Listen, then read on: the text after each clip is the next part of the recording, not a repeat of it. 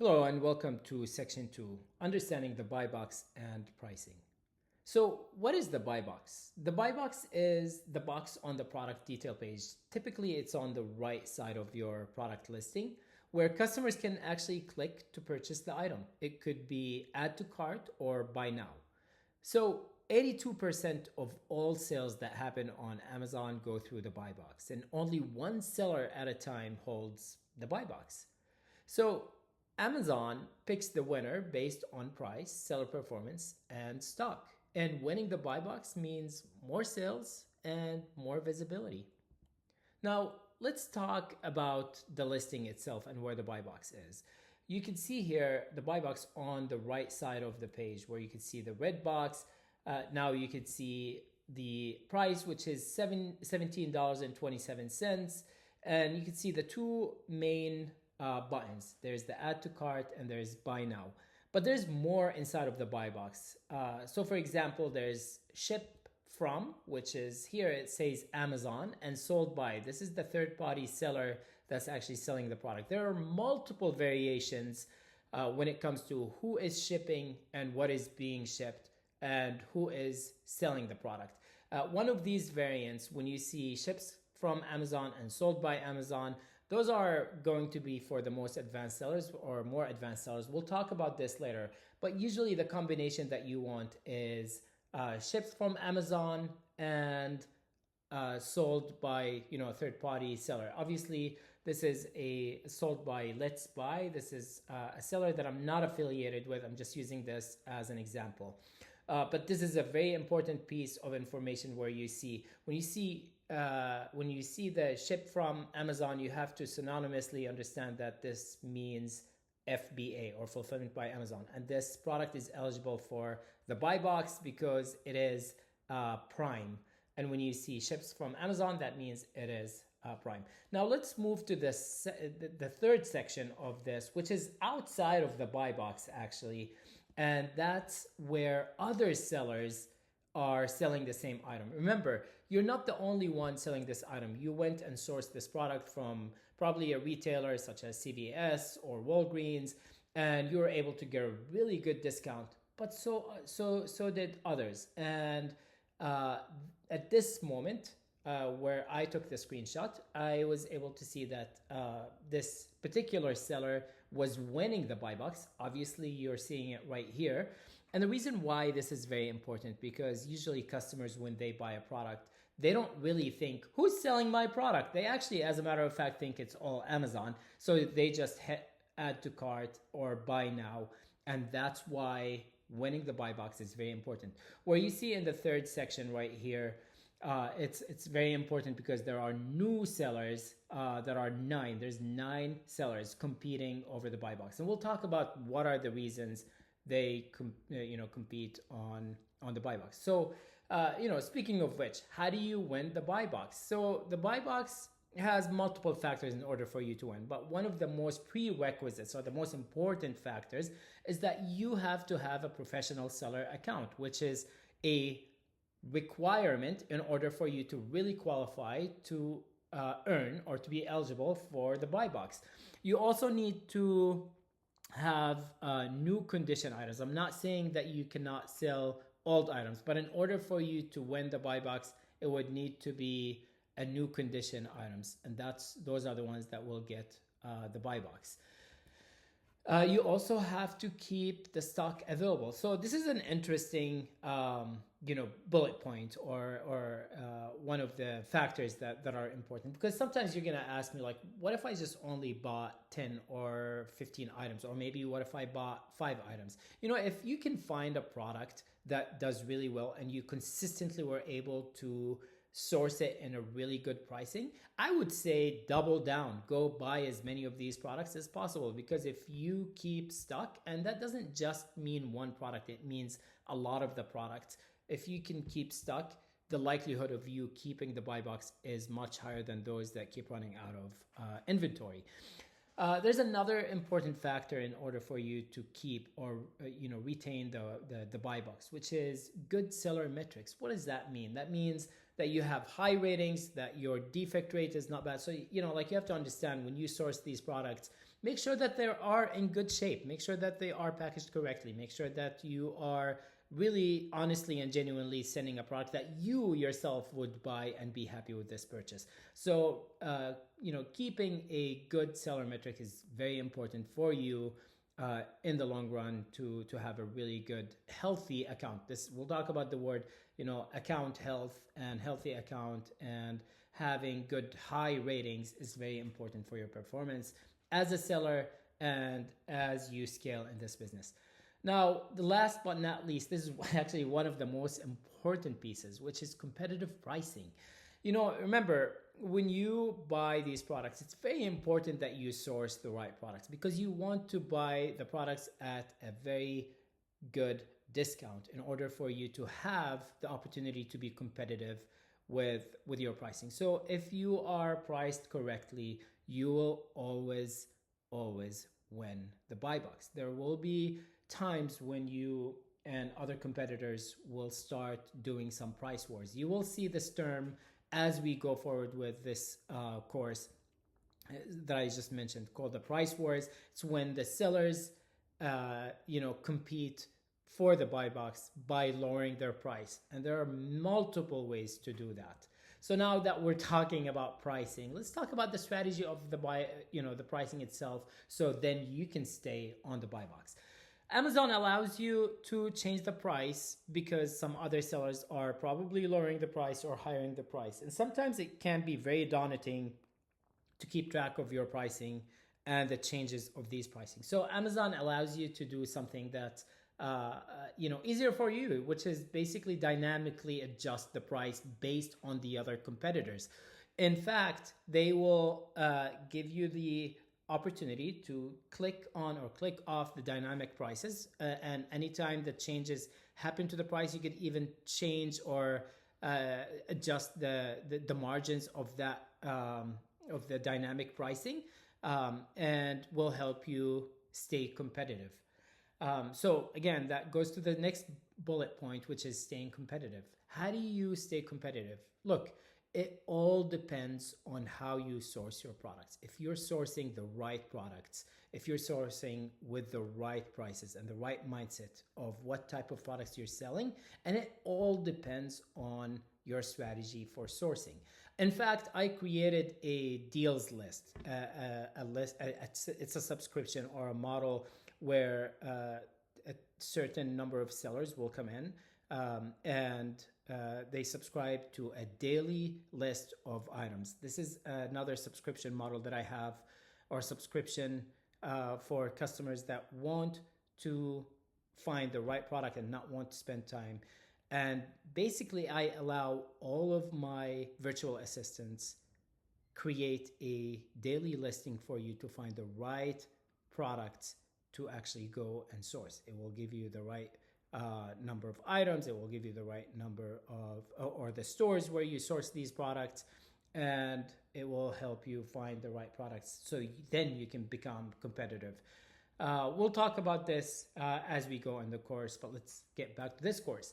Repricing tool. There are multiple repricing tools, but at the same time, right now, I want you to focus on what is inside of Seller Central. Seller Central really does allow you to do the dynamic pricing.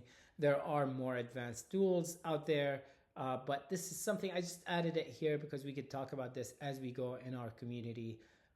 It's really good to know about, but it really does allow you to be more competitive with your pricing and adjusting the price so you can stay on top and have the buy box at a longer time. I mentioned to you in the slide before about avoiding price wars. Remember, price wars happens when a seller is desperate to keep the buy box. And this happens because they want to turn over inventory as fast as possible.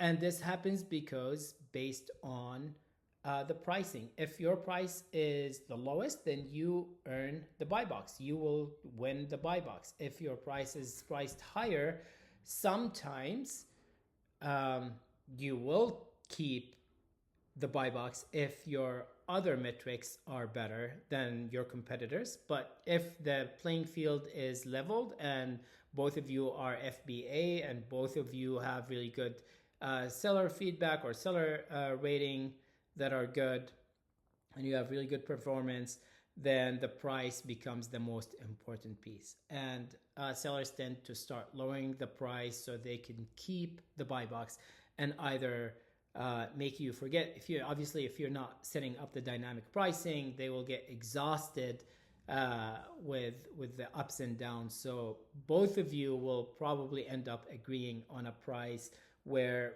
both of you have the same exact price. And when that happens, then Amazon will start distributing the time between the sellers. There are factors that will probably favor one over the other based on other metrics. But for the most part, you will find out soon that when you are getting into a price war, it really does not serve anyone. All right, so now that we talked about winning the buy box and how you actually can win the buy box, how does FBA really play into the eligibility or getting the access to buy box? Well, as I mentioned before, in order for you to have the buy box, you have to have a professional account. In order for you to have a professional account, you'll be able to send products to Amazon, so then they can send your products in your behalf or ship your products in your behalf. Remember, this whole course is built upon the premise that you will be using fulfillment by Amazon. Otherwise, it will be really hard to compete on products that are available for everyone, and many sellers have exactly the same type of products.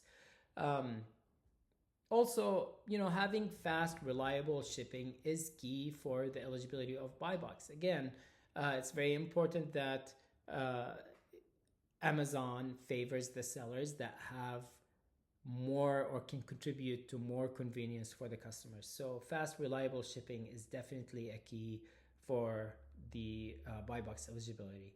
And always stay in stock. Again, this one is very controversial in its own, because sometimes you say, well, I'm only buying 5 or 6 products. That's true. Well, if you find a product and you could source it, let's say endlessly, it's like you hit the gold pot, then just buy as many as possible so you're always consistently selling this product. And this is where sometimes you need to understand, if you're doing really great with this product, we will have these conversations in our community where we can talk, maybe this is the type of product you need to invest a little bit more and reach out to the manufacturer or reach out to the brand and become a wholesaler for this particular item.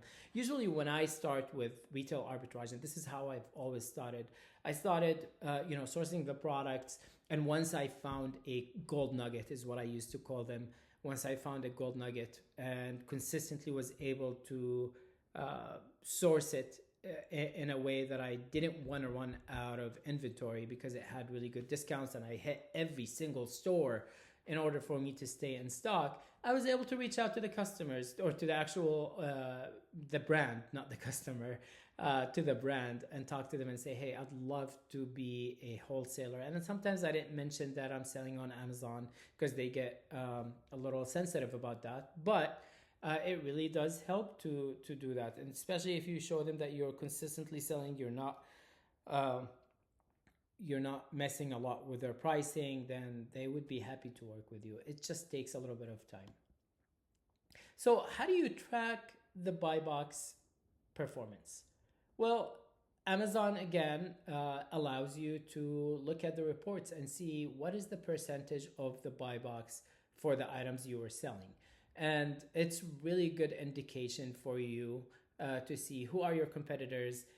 So like let's say in X months, you're able to sell X amount of products at an X percentage of buy box. So imagine if your buy box was better and your net profit margin was a little bit higher, and you decided, well, maybe if I consistently was selling more products at a lower price with still a healthy profit margin, then maybe I should lower the price and double down on this product.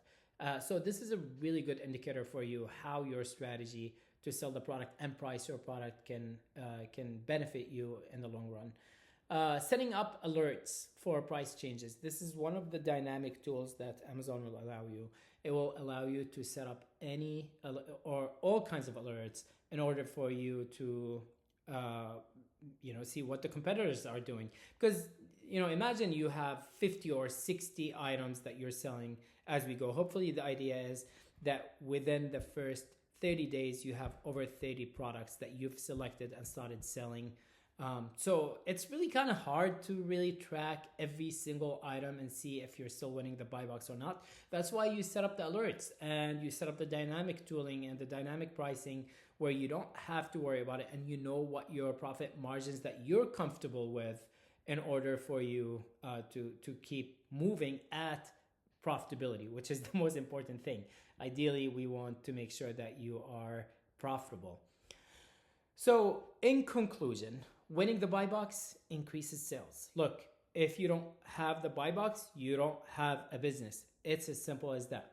Price strategically without losing profit. This whole business depends on how you source your product correctly, finding the right deals, and strategically price them. You need to come to agreement with what is your healthy net margins. At first, you might be a little bit, I don't want to say greedy, but you might think like, I want 50% net profit margin. But guess what? When you have hundreds of products, and you're selling 50 to 60 units a day, and I'm not kidding you, this is reality. When you're selling 50 to 60 units a day, you will be okay with 35% net profit margin or even 30% net profit margin. Advanced sellers go all the way down to 20% net profit margins because they are depending on high turnover of the items and the products. And last but not least, use FBA. This means it goes synonymously with using professional account. We're not here to fulfill a hobby, right? I'm here to help you create a business that can actually take on some of the expenses that you have in your household, that can help you generate more income and potentially leave your the day job and take this as a full-time job. So taking this seriously is very important for you, and running the business in the professional account, which I've already talked to you about it in the last section. So this is reiterate the fact that it's very important for you to consider the professional account. Well, thank you so much, and we will meet again in the third section.